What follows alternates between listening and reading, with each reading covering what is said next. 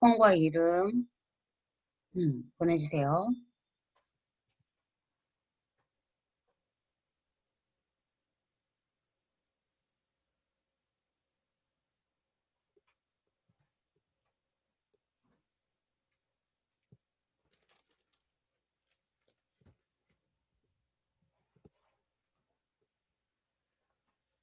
자, 그리고 수업에 앞서서 여러분들 그 학교에서 또 학과에서 7주차, 8주차에 대해서 온라인, 오프라인 강의에 대한 부분을 이야기를 했는데요. 오프라인 강의를 좀 하라고 이야기를 하는데 여러분들 그러니까 교육부 방침은 그러니까 이번 학기 동안 최소 6번 이상을 오프라인으로 수업을 해야지 되는 상황이에요. 그런 상황이라 그 오프라인 수업을 진행을 6번을 채워야 하는데 지금 현재 7주, 8주부터 하자. 뭐 학과에서 이런 이야기가 나왔고요. 그래서 여러분들 의견을 모아서 이제 수렴을 해서 그러니까 오프라인을 그때 진행을 할까 하는데 여러분들 생각이 어떤지 여러분들 의견을 좀 들어볼게요. 그러니까 오프라인 수업을 하는 것에 찬성한다, 오프라인 수업에 찬성합니다. 또는 오프라인 수업에 반대합니다. 뭐 그런 내용들로 여러분들이 의사를 표명해 주시면 좋겠어요. 그리고 만약에 반대하는 사람들이 있으면 반대하는 이유도 같이 써서 보내주시면 됩니다. 저는 사실은 여러분들 보고 싶죠. 한번 만나서 또 어떤 사람들인지 또 저는 수업할 때 귀머거리처럼 아무것도 들리지 않은 상태에서 혼자서 계속 떠들어야 되는 상황이거든요. 근데 여러분들 한번 만나서 또 이제 오프라인 수업하면 집중력도 조금 좋아지기도 하고 그런 상황이라 저는 사실은 오프라인 수업을 선호하는 편이에요. 근데 여러분들은 이제 온라인 강의에 그 뭐지? 습관이 들다 보니까 아무래도 온라인 강의가 더 편해졌을 수도 있는데요. 제 생각에는 이제 예를 들어서 우리가 여러분들이 지금 이제 2학년이잖아요. 2학년이면은 앞으로 그러니까 그동안에 2학년 2학기인데 그동안 2년 동안 수업을 하는 중에서 1년은 오프라인 수업을 했는데 나머지 1년은 사이버 대학처럼 온라인으로 수업을 하는 것도 사실은 제가 보는 관점에서는 등록금도 좀 아깝기도 하고, 그 다음에, 배우는데 집중력이 많이 흐려지기 때문에 그런 부분에 있어서도 조금 안타까운 마음이 있어요. 그러니까, 예를 들어서 미국에 있는 사람들이, 요즘에 이제 코로나로 인해서 이제 온라인 수업하거나 이러면은 이제 학생들이 뭐 켜놓고서 뭐 자거나 딴짓하거나 애인 만나거나 또는 커피숍에서 듣는다거나 뭐 이렇게 불성실하게 수업을 듣는 경우가 생기죠. 그렇기 때문에 그런 이제 말하자면 이 코로나로 인해서 학력 격차는 점점 심해진다고 이야기들을 해요. 즉 미국에서는 개인 과외 교사를 뽑아가지고 가정교사 뭐 과외교사를 뽑아가지고 그 사람들한테 자녀들 교육을 맡기는 거예요. 왜냐면은 언제까지 공교육에 이제 뭐 학생들이 어제 온라인 수업을 하고 있으면 오프라인에서 수업을 듣지 못하니까 가정교사 집으로 불러가지고 이제 그 사이에 더 많은 내공을 쌓게 만든다는 거죠. 그렇게 함으로 인해서 이제 있는 집 사람들은 이제 그렇게 가능하겠죠. 그렇게 해서 단순히 그냥 공교육에서 온라인 수업만 이렇게 듣고 후지부지 하는 사람들에 비해서 학력이 격차가 굉장히 크게 생긴다는 거예요. 그게 요즘의 트렌드인 거예요. 그래서 저는 여러분들 이 시간에도 사실은 제가 이제 여러분들도 가르치고 딴 학교 2년제 있는 뭐 HRD에서 지원하는 학교들이 있거든요. 그런 학교 같은 경우에는 이제 오프라인으로 수업이 진행이 돼요. 물론 이제 하루 종일 내가 막 귀 떨어져 나가죠. 마스크 하루 종일 쓰고서 7시간 동안 수업을 진행을 해요. 7시간 동안 수업 진행하는데, 그 시간 동안 학생들이 너무너무 열심히 하거든요. 근데 그 학생들은 이제 대부분은 대학을 졸업했거나 고등학교 졸업했거나 또 이제 재취업 과정을 위해서 수업을 듣는데 수업 집중력도 엄청 좋고요. 그다음에 뭐 심하면은 책을 거의 2달에 한 권은 나가요. 엄청 두꺼운 책 한 600페이지 되는 책? 책이 한 600페이지 되는 책을 한 2달 만에 한 권씩 막 나가요. 그러면은 여러분들이랑 사실은 실력 격차가 엄청나지겠죠. 그래서 제가 생각할 때는 여러분들이 좀 힘들더라도, 여러분들이 뭐, 이제 왔다 갔다 하는 문제, 또 여러 가지 원인이 있기는 있을 것 같아요. 여러분들이 반대를 하는 사람들은 내가 반대하는 이유에 대해서 좀 써달라고, 이야기를 했는데, 이야기는 안 써주시나요? 지금 찬성합니다, 반대합니다, 요거가 전원이 다 나오지는 않았거든요. 얘기가 몇 사람 나왔는지 대답을 다 하셔야지 됩니다. 모두 다 대답하세요. 오프라인 수업에 찬성합니다. 오프라인 수업에 반대합니다. 뭐 그러면 반대하면 반대하는 이유도 반드시 쓰시고요. 왜냐하면 이 채팅 기록을 남겨서 또 학과나 학교에다가 제출을 해야 돼요.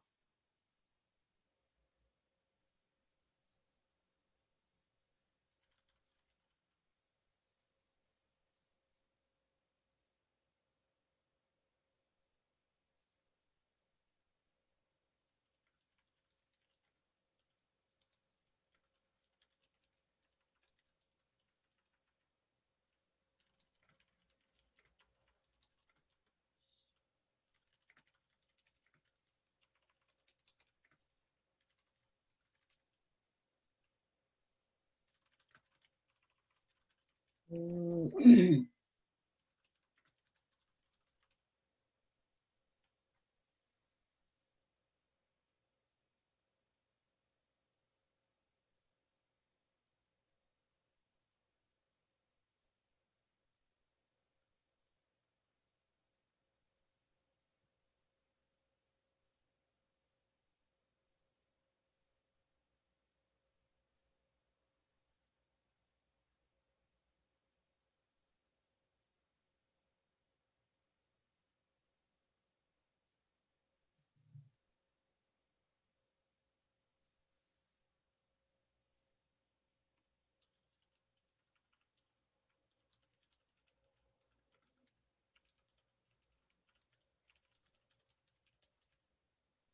모두 다 지금 이제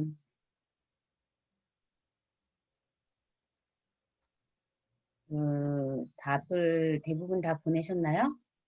반대하는 이유에 대해서 뭐 코로나 걱정된다 또는 뭐 학교 왔다 갔다 할 때 뭐 시간이 많이 걸린다 뭐 여러 가지 이유가 있어요.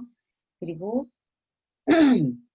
또 뭐 그런 이야기들은 저희도 당연히 충분히 이해가 되는 부분이에요. 굉장히 조심해야 될 부분이기는 한데 그래서 이런 의견을 수합을 해서 어, 이제 제가 만약에 예를 들어서 여러분들이 지금 이제 찬성하는 사람은 현재까지는 8명인데요. 의견을 수합을 해서 저희가 뭐 만약에 예를 들어서 총 학교에서 6주를 이제 저는 뭐 학교에서 하라는 대로 방침대로 하면은 가장 좋지만 반대하는 의견이 많으면 7, 8주에는 힘들면 그죠? 당분간 좀 코로나가 조금 한두 주라도 미뤄서 잠잠해지면 뭐 9주부터 시작을 하면 최소한 근데 우리가 9주부터는 무조건 오프라인 수업을 시작을 해야 6주를 채울 수가 있어요. 그러니까 9, 10, 11, 12, 13, 14 이렇게. 그러니까 그렇게 채워야지 되기 때문에 그거는 여러분들이 알고 계셔야지 돼요. 그래서 일단은 뭐 학교에서는 이렇게 이야기를 해요. 만약에 예를 들어서 찬성하면은 찬성하는 사람들은 이제 오프라인 나와가지고 수업을 하고 그거 영상을 찍어가지고 이제 온라인을 원했던 사람들한테 공유를 해주는 형태로 가라. 뭐 이렇게 만약에 이제 그렇다면 다 나올 수 있으면 가장 좋고 아니면 그렇게 해라. 이렇게 이야기를 하셨거든요. 그래서 여러분들이 이제 상황을 좀 알고 계시면 좋을 것 같아요. 음, 그래서 뭐 혹시 또 다른 질문 사항이 없나요?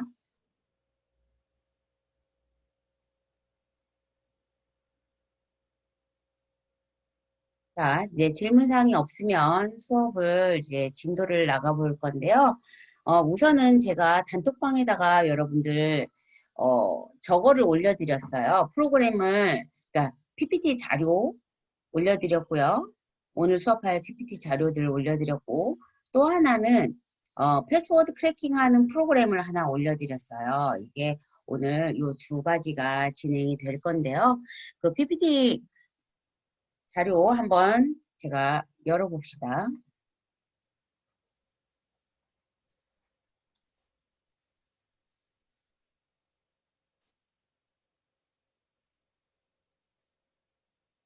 자, 패스워드 크래킹 요거 여기 앞에 보시면 앞에부터 볼게요.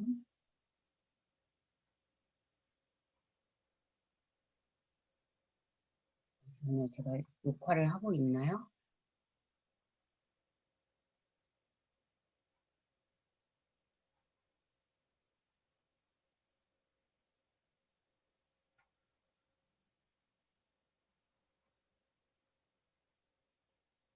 녹화를 하고 있네요. 자,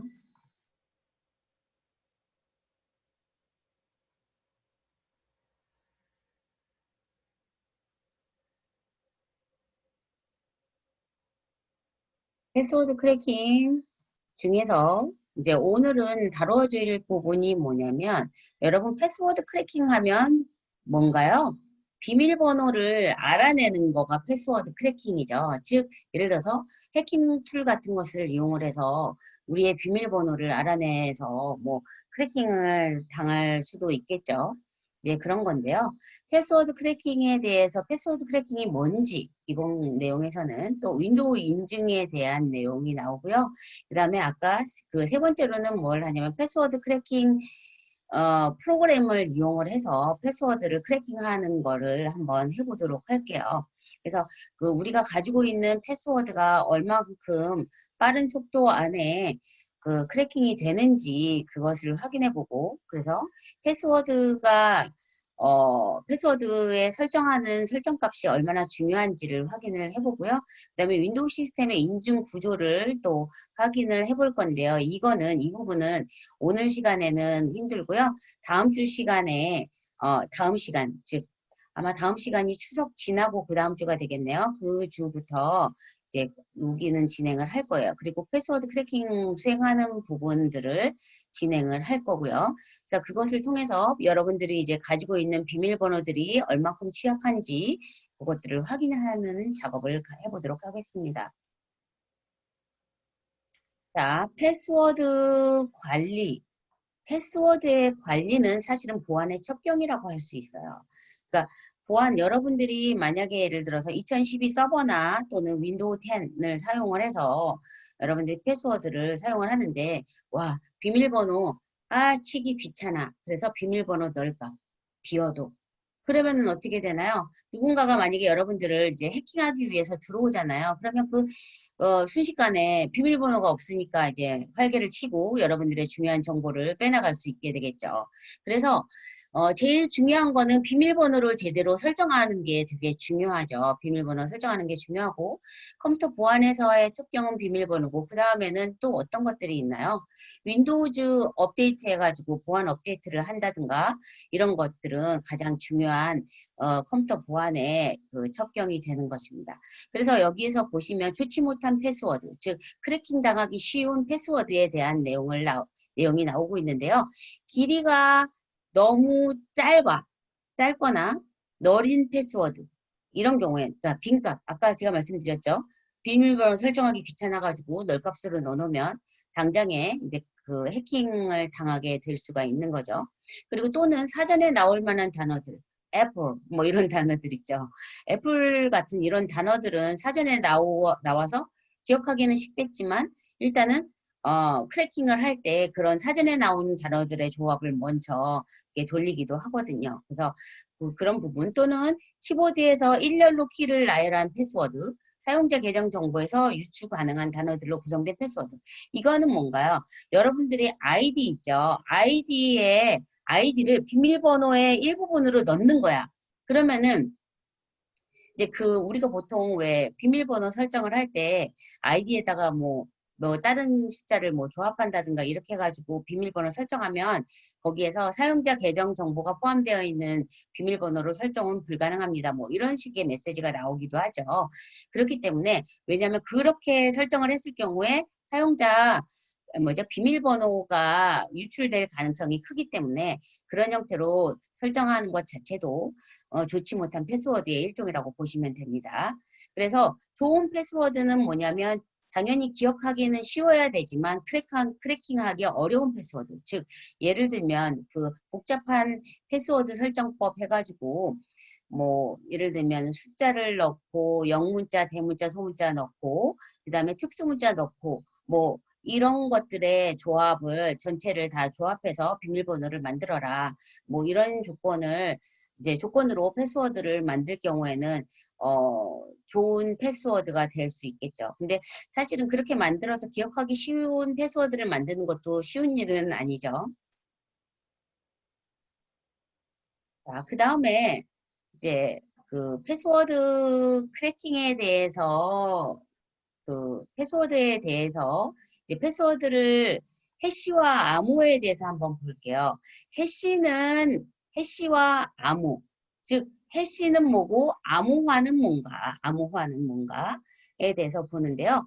이제 해시는 임의의 데이터로부터 일종의 짧은 전자지물을 만들어내는 방법이다라고 되어 있는데 이거는 뭐냐면 여러분들 비밀번호 있잖아요. 아이디 비밀번호를 입력할 때 비밀번호를 랜덤한 값을 발생을 시켜요. 그것을 전자적으로 랜덤한 값을 발생시키는 것을 해시 값이라고 하죠. 그래서 예를 들면은 해시 알고리즘으로 해서 이 비밀번호를 해시 값을 발생을 시키면 이런 형태의 해시 값이 발생이 되는 거죠. 또 암호화로 해서 그러니까 비밀번호를 암호화를 한다. 만약에 QWER 1234 얘를 암호화를 통해서 비밀번호를 만든다. 그러면은 비밀 암호화를 만들면 그 문자열은 이런 형태로 출력이 되게 되는 거죠.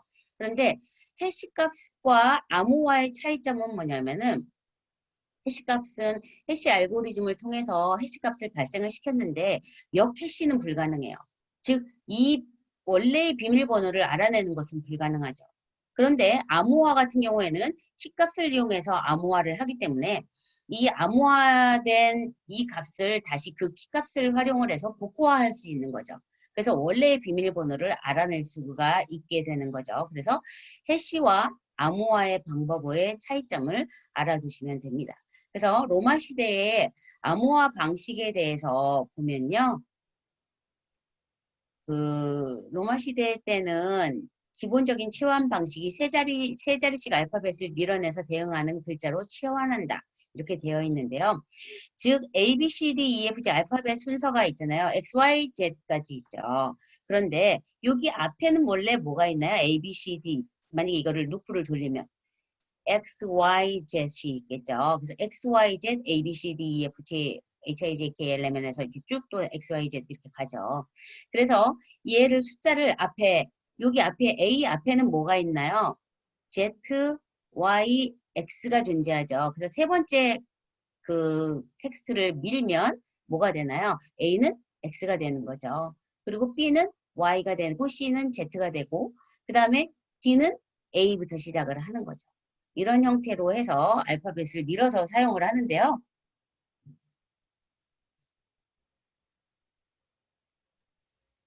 예를 들면 wish to be free from myself라는 이런 단어를 가지고 암호화를 만든다. 이러면 예를 들어서 여기 A는 X에 대입되고 B는 Y에 대입되고 C는 Z에 대입되고 이런 형태로 되기 때문에 여기 wish는 뭐죠? W는 여기에 T에 대입되죠? 그래서 뭐 TFPE 이런 형태로 되는 거죠. 이런 형태로 돼서 암호화를 만들어내는 거예요. 그래서 이게 wish to be from myself, wish to be free from myself라는 단어의 암호화를 만들어낸 방식에 대한 예를 보여주는 겁니다. 그리고 이제 또 다른 이제 방식은 암호화하는 방식에는요. 이렇게 숫자가 1, 2, 3, 4, 5, 6, 7, 8, 9라는 총 9개의 숫자가 있죠. 또는 이제 이건 비밀번호죠. 1, 2, 3, 4, 5, 6, 1, 2, 3, 4, 8, 6, 7, 8, 9. 여기 두 개의 비밀번호에는 지금 현재 한 자릿수만 비밀번호가 다르죠. 어떻게 다르나요? 여기 5 대신에 8이 들어가 있는 거죠. 이렇게 8이 들어가 있는데 얘를 암호화하는 방법은 이 숫자의 그 중간으로 절반으로 나누는 거예요. 절반으로 나누는데 얘가 총 9자리이기 때문에 절반으로 나누면 이게 딱 반으로 나눠지지가 않잖아요. 그래서 예를 들면 1, 2, 3, 4, 5 부터까지 나누고 6, 7, 8, 9로 나누고 이렇게 해가지고 얘는 또 어떻게 되나요? 1, 2, 3, 4, 8까지 나누고 6, 7, 8, 9로 나눠서 얘네를 작은 수를 작은 수로 나누는 거죠. 즉 6, 7, 8, 9로 이 앞자리를 나누는 거예요. 그래서 이렇게 지금 나눗셈을 이용해서 해시값을 만드는데요. 6, 7, 8, 9로 1, 2, 3, 4, 5를 나누고 6, 7, 8, 9로 1, 2, 3, 4, 8을 나누는 거죠. 나눠서 이 결과값이 1.81838267786 이렇게 값이 나오는데요. 각자 좀 다르게 나오죠. 그 중에서 앞에 있는 값 6자리를 잘라서 내버리는 거예요. 그리고 나서 뒤에 있는 값을 뭐로 쓰냐 하면은 암호화 값으로 쓰는 거죠.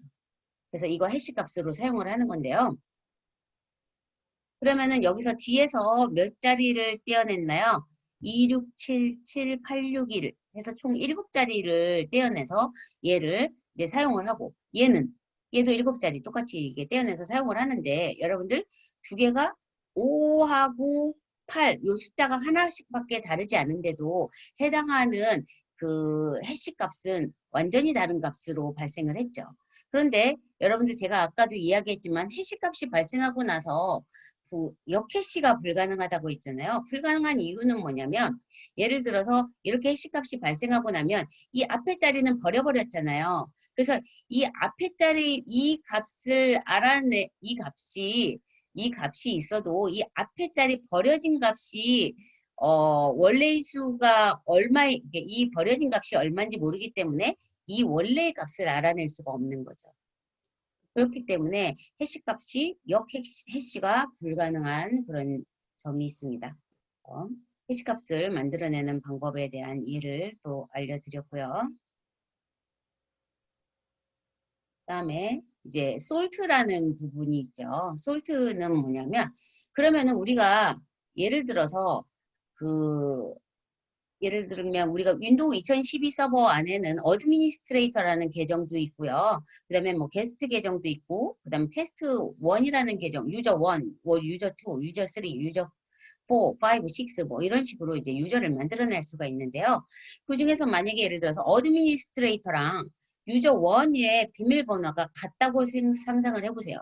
그러면은 원래는 이제 그 윈도우에서 어떤 형태로 되냐면 우리가 아이디 비밀번호를 설정하잖아요. 그럼 그 비밀번호에 대해서 해시 값을 발생을 해요. 그러니까 그 윈도우에서 사용하는 그 알고리즘이 있어요. 그 알고리즘을 이용을 해서 해시 값을 발생을 하는데 그 알고리즘을 활용한 해시 값으로 나오는데 만약에 어드미니스트레이터의 비밀번호와 유저 1의 비밀번호가 같다면 해시 값은 같은 값이 나오게 되죠. 그러면은 예를 들어서 거꾸로 만약에 유저 1의 비밀번호를 알아냈다. 그러면 어드미니스트레이터의 비밀번호도 같으니까 해시값이 같으니까 이 어드미니스트레이터의 비밀번호도 누출이 되게 되는 거죠.